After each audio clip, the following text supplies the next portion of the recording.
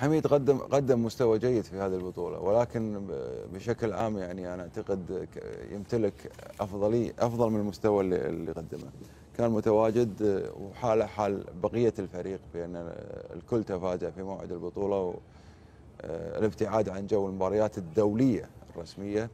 الجانب البدني أنا أعتقد أن الكل جاهز. حميد يمتلك هو الأفضل حاليا في الدوري الكويتي. شايفه مستمر في حراسة المرمى مهما كان المدرب اللي جاي. انتقل من النادي العربي لنادي الكويت، يعني ناديين كبار، وبالتالي هو الأفضل في المستوى. الكرة الكويتية مطمئنة من حيث حراس المرمى. 33 سنة حارس مرمى الاتحاد السعودي عساف القرني، دخل مرماه 3 أهداف، خرج من البطولة، رأيك فيه؟ والله حارس جيد، يمتلك كاريزما ممتازة، يمتلك ردة فعل ممتازة شفناها في مباراة الكويت في إنقاذ منتخبهم في الدقيقة الأخيرة رأسية فيصل زايد. حارس متميز، قدم مستويات كبيرة مع نادي الاتحاد، لم يوفق في بعض الحالات فقط. أفضل حارس في البطولة حتى الآن رأيك مين؟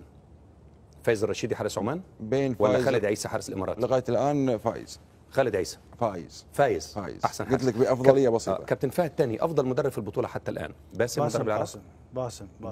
طيب عندنا نصف نهائي عمان والبحرين والعراق والامارات. عمان والبحرين كابتن فهد مين اقرب للفوز؟ عمان. كابتن خالد مين اقرب للفوز؟ عمان والبحرين؟ عمان. العراق والامارات كابتن فهد مين اقرب للفوز؟ العراق. كابتن خالد؟ العراق.